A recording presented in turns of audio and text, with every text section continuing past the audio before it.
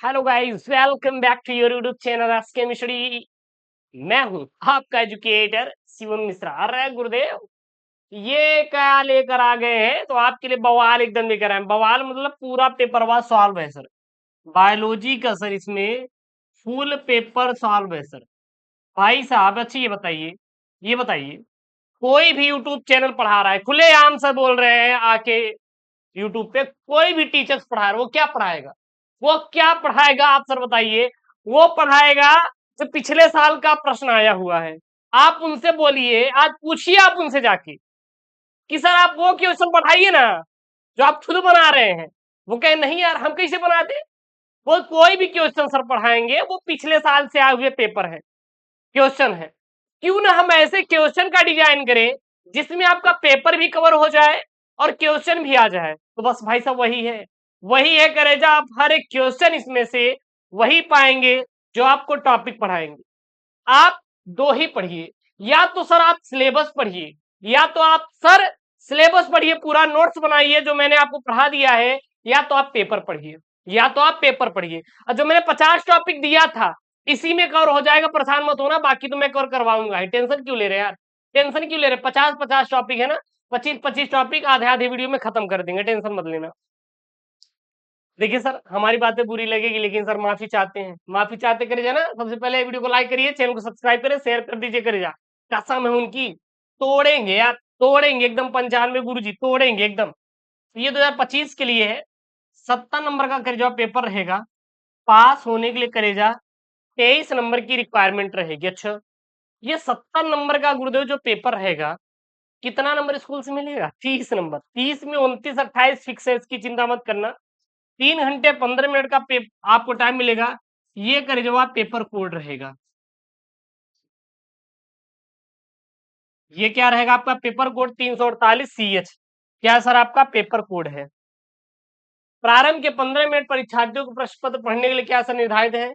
सभी प्रश्न करना अनिवार्य है, और अपने उत्तर की पुष्टि नामांकित रेखा चित्रों द्वारा करना है। अभी आपको मैं बताऊंगा। प्रत्येक प्रश्न के निर्धारित अंक उसके सम्मुख दिए गए हैं। सबसे पहले हम लोग सर यहाँ पे बहुविकल्पी करेंगे, पूरा पेपर सॉल्व कराएंगे 70 का, बिल्कुल चिंता मत करना, ठीक है ना। फिर सर पहला यहाँ पे है, सही विकल्प चुनकर अपनी उत्तर पुस्तिका में सर लिखिए। पहला है, बीजांड का वह स्थान जहां बीजांड वृंत जुड़ा होता है कहलाता है सर नाभिका बोलते हैं। अच्छा, ये प्रश्न कहाँ से आया पता है? पुष्टि पादपों में लैंगिक प्रजनन। मैंने पूरा कंप्लीट हैंड रिटेन नोट्स में पढ़ाया है, नहीं पढ़े हैं तो जाके प्लेलिस्ट में ऐड है, पढ़ लेना। अगला यहाँ पे, टीबी के टीके का नाम क्या है? BCG। क्या है? BCG। टीबी के टीके का नाम क्या है सर? BCG। भारत में रामदेव मिश्रा को किस विषय या अध्ययन के जनक के रूप में माना जाता है? पारिस्थितिकी के जनक के अध्ययन के रूप में माना जाता है। घ वाला करेजा प्रश्न, यहाँ पे प्रश्न क्या दिखेगा? जेनेटिक इंजीनियरिंग का उपयोग किस में होता है? जेनेटिक इंजीनियरिंग का उपयोग हम लोग चिकित्सा में भी करते हैं, कृषि में भी करते हैं, परजीवी जीव में भी किया जाता है। यानी कि इनमें से सभी जो है राइट आंसर हो जाएगा। क्या हो जाएगा? राइट आंसर हो जाएगा। अगला यहाँ पे निश्चित उत्तरीय प्रश्न आएगा सर, एक एक नंबर का आएगा। कितने नंबर का? एक एक नंबर का। प्रकाश संश्लेषण प्रक्रिया के दौरान कौन सी गैस मुक्त होती है? तो जब प्रकाश संश्लेषण की क्रिया होती है तो CO2 gas, CO2 carbon dioxide को ग्रहण करता है और ऑक्सीजन को क्या करता है सर? छोड़ता है। डीएनए अणु को कौन सा एंजाइम तोड़ता है? तोड़ता मतलब काटता है। तो डीएनए अणुओं को काटने के लिए एक प्रतिबंध एंजाइम का उपयोग किया जाता है। किस एंजाइम का? प्रतिबंध एंजाइम का उपयोग किया जाता है। ये सब ध्यान देना, ठीक है ना। अगला यहाँ पे, मनुष्य में लिंग निर्धारण हेतु किस प्रकार के गुणसूत्र उत्तरदायी होते हैं? मनुष्यों में कुल 46 गुणसूत्र पाए जाते हैं, बोले तो 23 जोड़ी। मनुष्यों के अंतर्गत लड़का भी आता है, लड़की भी आता है। लड़का लड़की में अंतर क्या है? केवल देह से आप पता कर सकते हैं। दैहिक। अब सर दैहिक क्या है? दैहिक मतलब अगर हमारे पास दो आंख है तो किसी लड़की के पास भी दो आंखें हैं, सेम टू सेम, सब कुछ सेम टू सेम रहता है। बस यही रहता है कि जो लड़कों का चेहरा अलग होता है, लड़कियों का चेहरा अलग होता है। उनके पास कुछ चीजें हमारे पास वृद्धि नहीं कर पाती, बस उनके अंदर ग्रोथ होता है। हमारे अंदर दाढ़ी मूछ होती है, उनके अंदर दाढ़ी मूछ नहीं होती। ठीक है। और उसका मेन कारण क्या है? तो एक्स एक्स गुणसूत्र और एक्स वाई गुणसूत्र, एक से लेकर 22 जोड़ी गुणसूत्र लड़के और लड़की दोनों में समान होते हैं, लेकिन लास्ट का 23वां जो जोड़ा जो करेजा गुणसूत्र होता है, लड़कियों में एक्स एक्स और लड़कों में एक्स वाई होता है। जहां पर वाई गुणसूत्र ये रहेगा एक्स के साथ, वहां पर कोई ना कोई जो भ्रूण रहेगा वो लड़का रहेगा। अगर ये वाई गायब होके एक्स जुड़ा तो लड़की हो जाएगा। मनुष्य में लिंग निर्धारण, मनुष्य जाति में स्त्री और पुरुष का भेद अर्थात लैंगिक द्विरूपता 23वें जोड़े अर्थात लिंग गुणसूत्र की विभिन्नता के कारण निर्धारित होता है। माता पिता से जिस संतान में 44 प्लस एक्स वाई गुणसूत्र मिलते हैं वह पुत्र, और जिसमें 44 प्लस एक्स एक्स गुणसूत्र मिलते हैं वह पुत्री। 44 दो कितना हो गया आएगा? 46। 44 दो कितना हो जाएगा? 46। तो यही क्या है आपके सर? 46 गुणसूत्र है। क्लियर है सर? Any doubt? नहीं सर, कोई डाउट नहीं है। अगला देखना करेगा यहाँ पे, लीडिंग कोशिकाओं के क्या कार्य हैं? तो जो लीडिंग कोशिकाओं के कार्य होता है, वृषण अंतराली ऊतकों में मौजूद होता है, और इनका मुख्य कार्य शुक्राणु जनन और एनाबॉलिक कार्यों के रखरखाव के लिए टेस्टोस्टेरोन का उत्पादन करना होता है। अगला है जैव विविधता तप्त स्थल क्या है? तो ऐसे क्षेत्र जहां पर बहुत अधिक जैव विविधता होती है उन्हें जैव विविधता तप्त स्थल कहते हैं। और इसकी अवधारणा सर्वप्रथम 1988 में नॉर्मन मेयर्स ने दी थी। किसने दिया था? नॉर्मन मेयर्स ने दिया था। उसके बाद आपके लघु उत्तरीय प्रश्न चालू हो जाते हैं। सीधा ये आपके दो दो अंकों के सर प्रश्न हैं। अगर दो दो अंकों के प्रश्न हैं तो दो दो नंबर के हिसाब से देना है। यहाँ पर बोला है वाटसन तथा क्रिक द्वारा प्रतिपादित डीएनए के द्विकुंडलित मॉडल का केवल नामांकित चित्र बनाइए। तो यहाँ पर मैंने केवल नामांकित चित्र बनाया है। ठीक है, इसको आप कर सकते हैं। देखिएगा ये आपके चित्र है पूरा पूरा शर्करा फास्फेट का जो बैकबोन बना रहता है, और इसके बीच बेस जोड़े होते हैं। ये जो बेस जोड़े होते हैं एडेनिन थाइमिन और ग्वानिन और साइटोसिन के लगी रहती है। उसके बाद अगला यहाँ पे प्रश्न है सर, अगला करेजा प्रश्न क्या, ध्यान दीजिएगा। किसी एक यौन संचारित रोग का नाम लिखो जिसमें उसके रोकथाम के उपाय का वर्णन किया गया हो। चलिए, ऐसे रोग जो शारीरिक संबंध यौन संबंध के द्वारा एक व्यक्ति से दूसरे व्यक्ति में फैलते हैं उन्हें यौन संचारित रोग यानी कि सेक्सुअली ट्रांसमिटेड डिसीज बोलते हैं, यानी कि एसटीडी बोला जाता है। एसटीडी का पूरा नाम क्या है? सेक्सुअली ट्रांसमिटेड डिसीज कहा जाता है। इन्हें रंजित रोग, जननमार्ग संक्रमण भी कहा जाता है। एड्स, सुजाक यानी गोनोरिया, उपदंश, सिफिलिस आदि यौन संचारित रोग है। यौन संचारित रोगों से बचने के उपाय क्या क्या है? पहला, किसी एक व्यक्ति के लिए प्रयोग की गई इंजेक्शन का दोबारा प्रयोग नहीं करना चाहिए। असुरक्षित यौन संबंध बनाने से बचना चाहिए, यानी कि निरोध का प्रयोग करो भाई। व्यक्तिगत साफ सफाई का उचित ध्यान रखना चाहिए, नहाते धुलते रहना चाहिए। रक्त आधार केवल सुप्त रक्त को ग्राही व्यक्ति को करना चाहिए, यानी कि जो आप ब्लड डोनेट करते हैं ना, अगर उनको एड्स एचआईवी चाहिए हुआ तो भैया बिल्कुल डोनेट मत करें, नहीं तो आपका रोग उस व्यक्ति के अंदर जा सकता है। टर्नर एवं क्लाइनफेल्टर सिंड्रोम में गुणसूत्रों की संख्या कितनी होती है? तो सबसे पहले टर्नर सिंड्रोम देखेंगे, उसके बाद क्लाइनेफेल्टर सिंड्रोम देखेंगे। तो टर्नर सिंड्रोम गुणसूत्रों से संबंधित रोग है। इस रोग में मादा का एक्स गुणसूत्र लिंग गुणसूत्र से गायब हो जाता है और गुणसूत्रों की संख्या 46 के स्थान पर कितनी हो जाती है? 45 हो जाती है, जिसे टर्नर सिंड्रोम कहते हैं। क्लाइनफेल्टर सिंड्रोम में गुणसूत्रों से संबंधित रोग है। इस रोग में एक्स गुणसूत्र की अतिरिक्त प्रतिलिपि एक्स एक्स वाई बन जाती है और यह रोग पुरुषों में होता है। अतः क्लाइनफेल्टर में गुणसूत्र की संख्या 46 के स्थान पर 47, यानी कि एक गुणसूत्र की सर यहाँ पे वृद्धि हो जा रही है। अगला है यहाँ पे, पौधों में दोहरा निषेचन क्या होता है? इसकी खोज किसने किया था? चलिए, दोहरा निषेचन बोले तो डबल फर्टिलाइजेशन सर होता क्या है? निषेचन की क्रिया में नर युग्मक का अंड कोशिका से मिलकर द्विगुणित युग्मज बनता है तथा द्विगुणित केंद्रक का नर युग्मक से संलयन दोहरा निषेचन कहलाता है। द्विनिषेचन की खोज नमास्किन ने किया था। अगला है मेंडल के पृथक्करण के नियम को समझाइए। सर मेंडल का पृथक्करण नियम किसे कहते हैं? Law of segregation. सेग्रेगेशन क्या होता है? तो मेंडल का यह नियम युग्मकों की शुद्धता का नियम भी कहलाता है।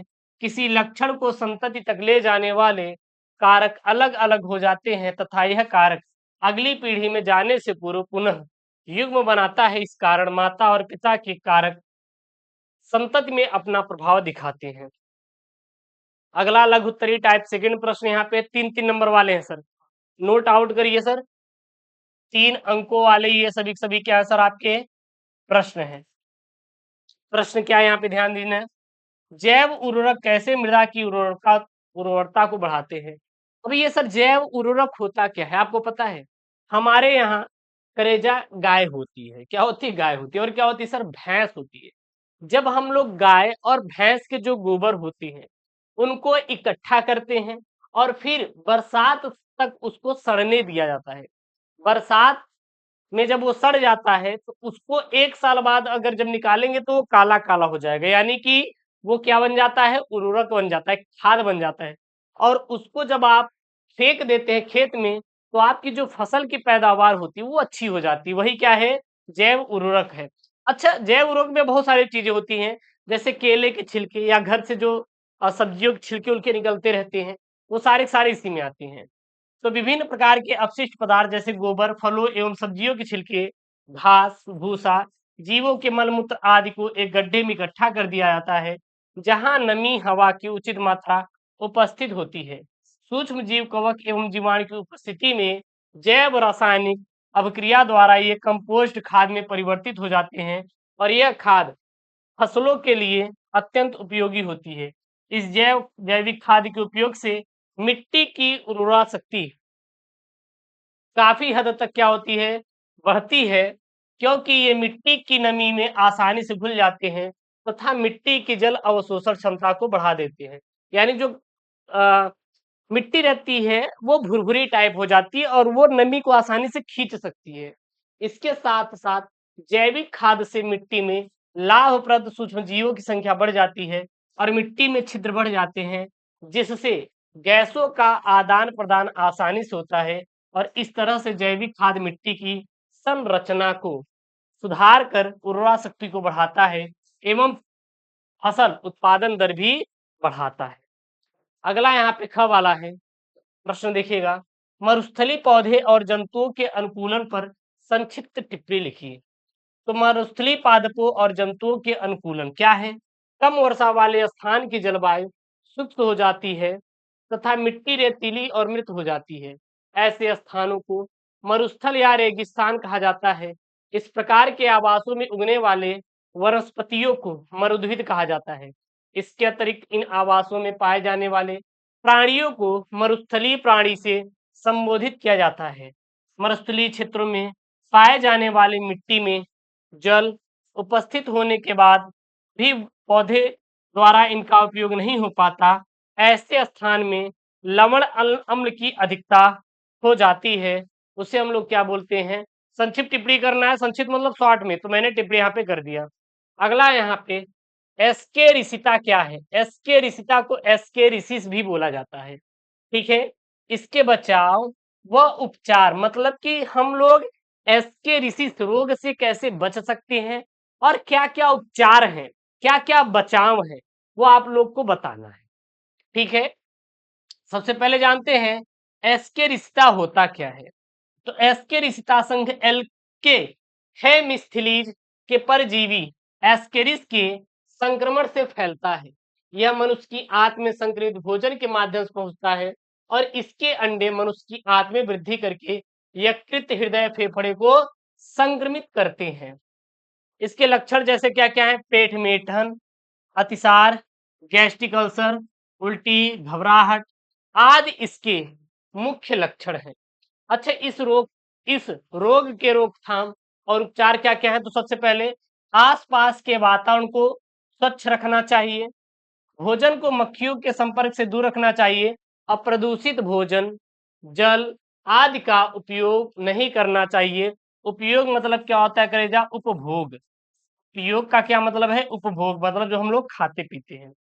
अगला, दैनिक साफ सफाई पर विशेष ध्यान रखना चाहिए। ह वाला सर यहाँ पे प्रश्न है, अनिषेक जनन को परिभाषित कीजिए। मधुमक्खियों में लिंग निर्धारण की क्रियाविधि का वर्णन कीजिए। चलिए देखते हैं।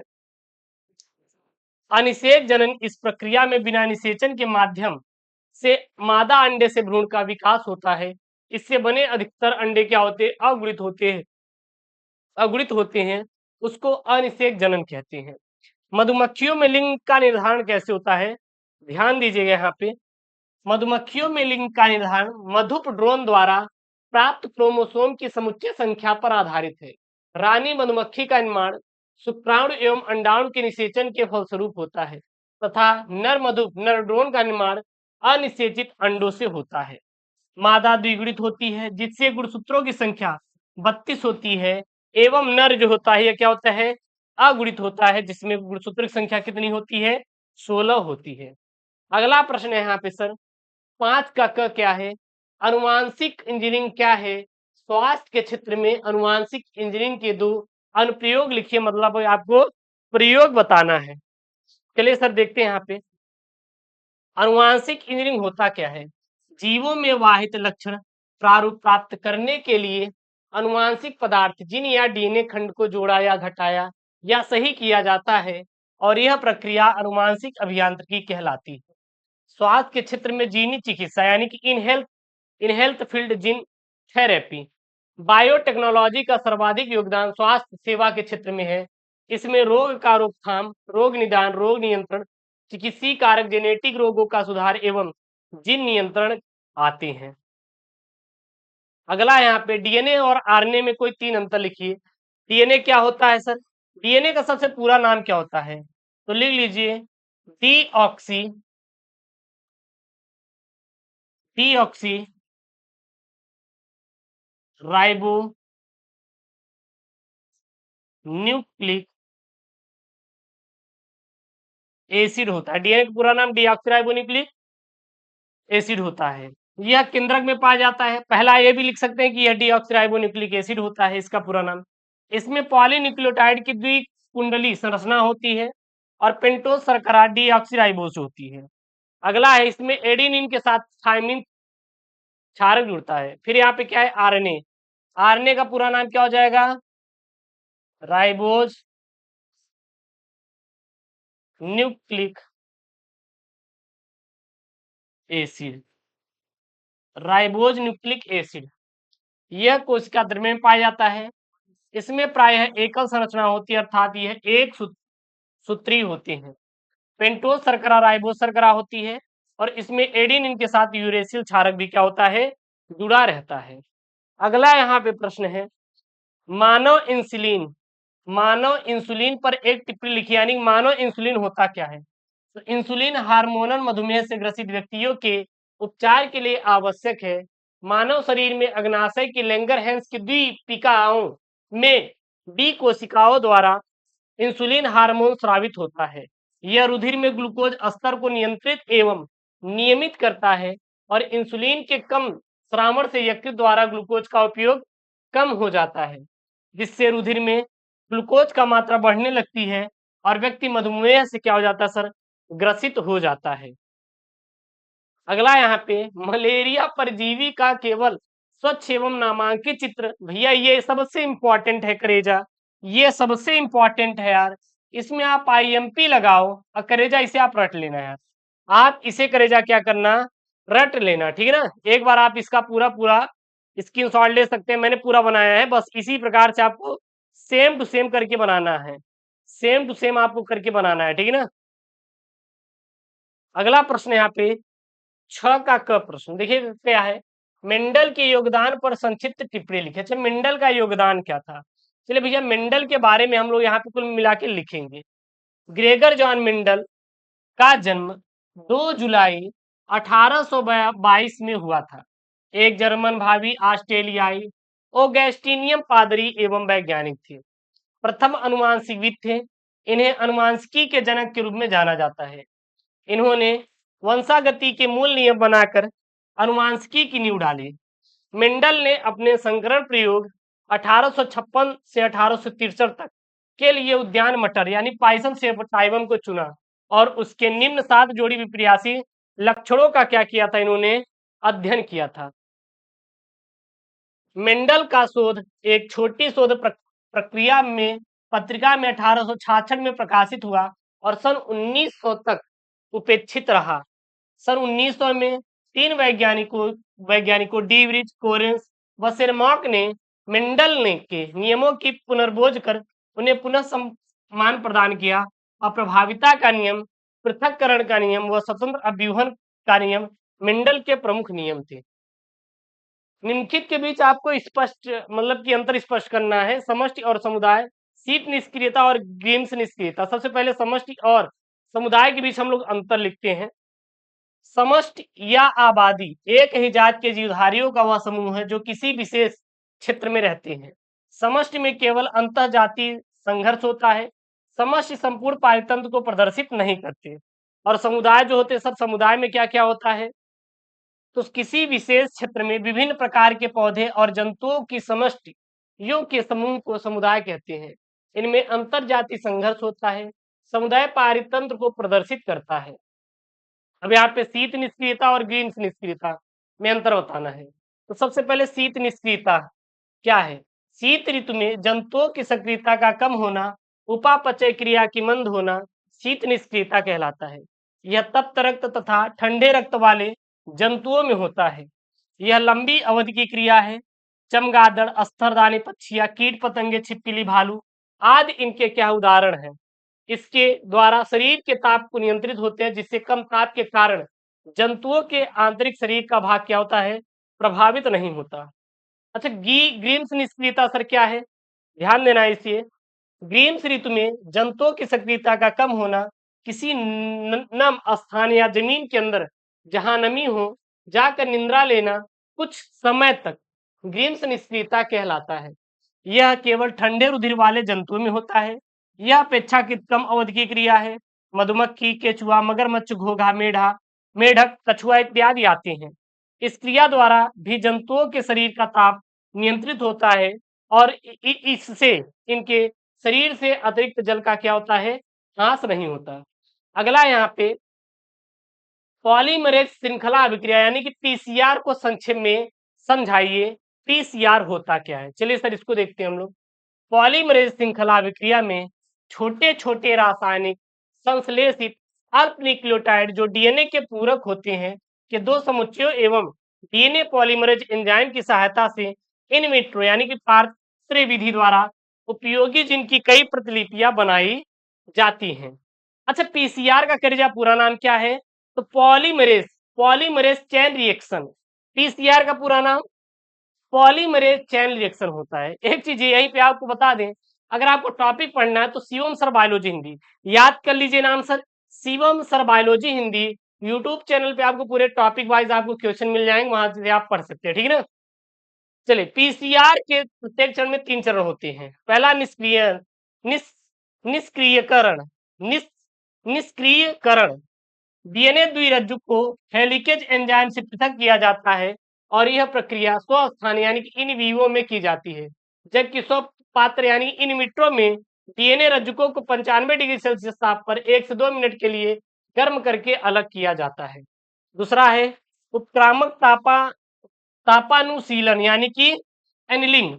छोटे छोटे अल्प न्यूक्लियोटाइडों को 40 डिग्री सेल्सियस ताप पर गर्म करते हैं ताकि डीएनए द्विगुणन के समय निर्मित प्रारंभक अपने पृथक डीएनए रज्जुकों का पूरक अनुक्रमों को ठंडा कर सके और इस प्रक्रिया को प्रारंभिक बंधन कहा जाता है। अगला है यहाँ पे उत्क्रामकों का प्रसार। अच्छा, ये सर क्या है? Polymerase DNA. पॉलीमरेज मतलब पॉलीमरेज कौन सा? DNA polymerase. एंजाइम पॉलीमरेज प्रारंभक को प्रसारित करता है तथा डीएनए द्विकरण की प्रक्रिया को पूर्ण करता है। अगला यहाँ पे टिप्पणी करना है, बहुभ्रूणता और फलों का निर्माण। चलिए, बहुभ्रूणता सर क्या होता है? बीज में एक से अधिक भ्रूणों के उत्पन्न होने की क्रिया बहुभ्रूणता कहलाती है।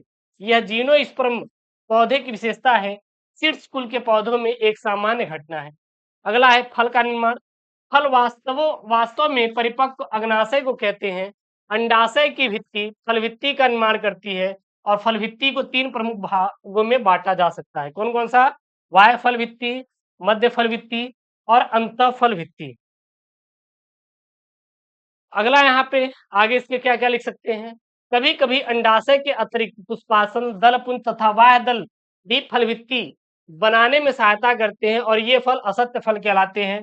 जैसे सेब सत्य फल है, जो केवल अंडाशय की भित्ति से बनता है सर, सत्य नहीं बल्कि ये क्या हो जाएगा? असत्य फल। ये काट दीजिएगा। सेब एक क्या है? असत्य फल है और साथ ही साथ नाशपत्ती भी। अगला यहाँ पे विस्तृत उत्तरीय प्रश्न है।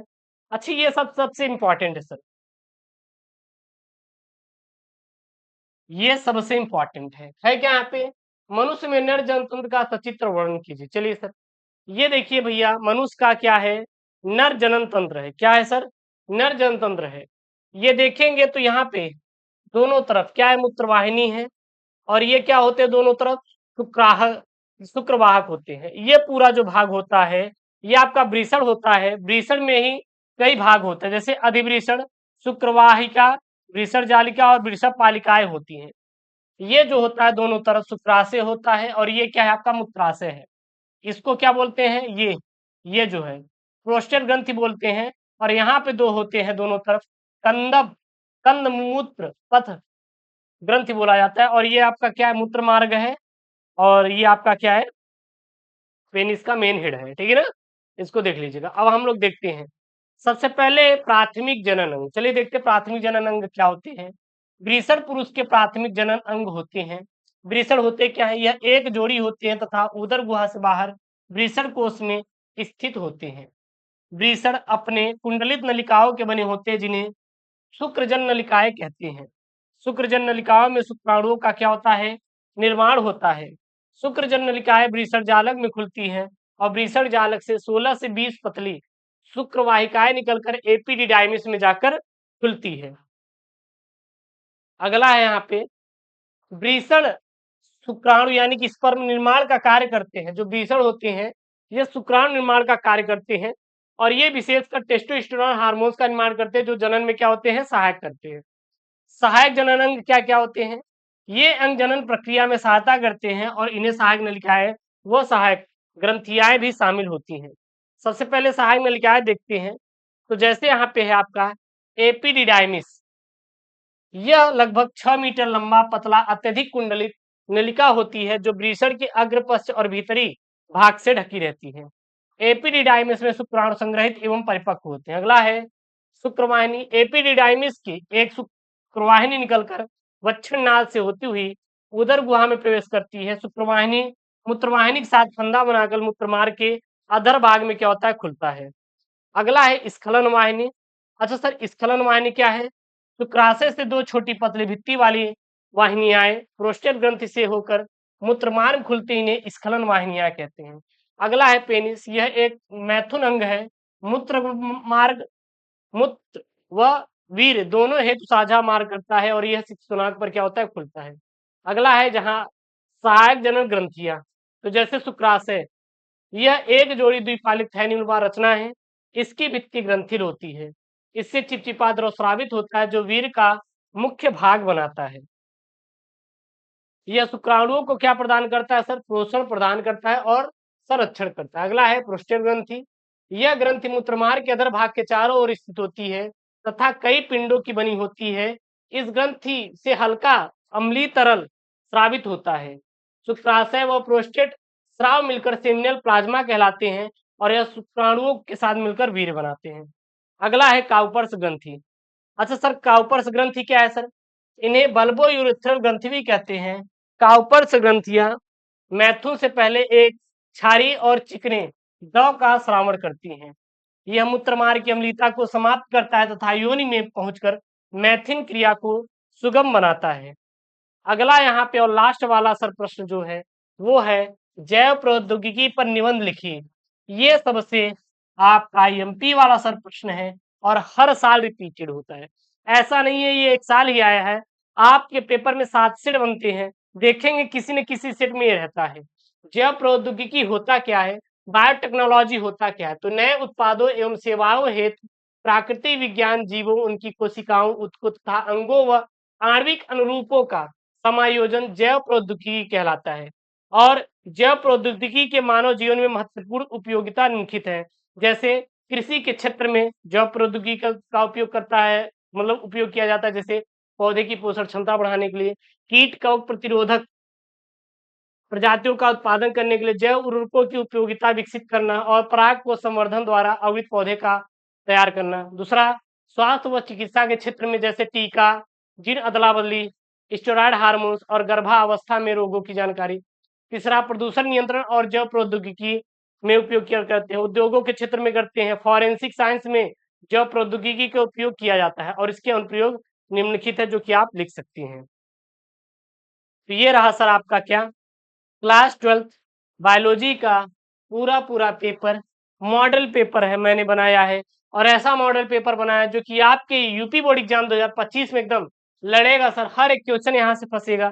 आप परेशान मत होइए, मैं आपको सब कुछ पढ़ा दूंगा जो आपके पेपर के इंपॉर्टेंट रहेगा। आपको केवल क्या करना है, चैनल को सब्सक्राइब करना है, वीडियो को लाइक करना है और अपने दोस्तों के साथ साथ शेयर करना है, बाकी आपको कुछ भी नहीं करना। सर मिलते हैं नेक्स्ट वीडियो में। ओके दोस्तों, thank you, Jain, take care, bye bye.